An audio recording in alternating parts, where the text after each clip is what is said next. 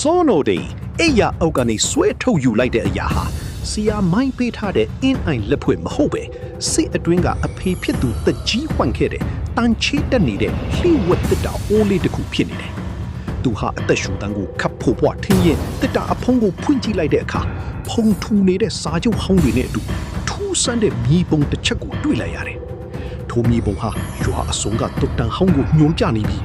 နဂါးပတ်အင်းနဲ့ရွှေအိုးမြုပ်ကွက်လို့သွေးရောင်စာသားနဲ့ရေးသားထားတာကိုတွေ့လိုက်ရတယ်။ဒါဆို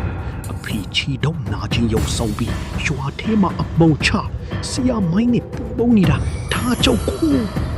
ထိုအချိန်မှာပင်အိမ်ရှိခန်းစီမှာဖခင်ဖြစ်သူတကြီးပြင်းထန်သောချောင်းဆိုးတန်ကြီးထိန်းထွက်လာပြီးအခန်းတကားဝစီတို့အရှိန်ဖြင့်ချင်းကပ်လာတယ်။စောနော်ရီကထိတ်လန့်သွားကမြေပုံကိုရင်ပတ်ထဲသို့အမြန်ထိတ်တစ်တာကိုပိတ်ပြီးအိယာအုပ်တို့ကြပြားပြန်တွန်းဝင်ပုံပြိုးလိုက်ရတယ်။အဖေဖြစ်သူအခန်းထဲကိုဝင်လာပြီးဓာတ်စီမိကွက်ဖေးကတစ်တာကိုလှမ်းကြည့်တဲ့အချိန်မှာ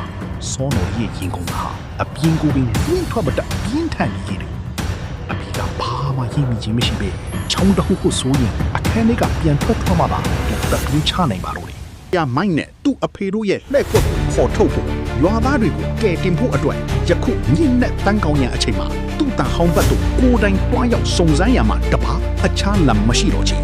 စောနော်ဒီခါတွင်ဓားမြောင်တစ်လက်ကိုကြစ်ပါအောင်စုပ်ကိုင်းရင်မောင်မဲပြီးလေတဟူဟူတိုက်နေတဲ့လမ်းမထက်သို့တိတ်တဆိတ်ခြေလန်းလှမ်းလိုက်ပါတော့တယ်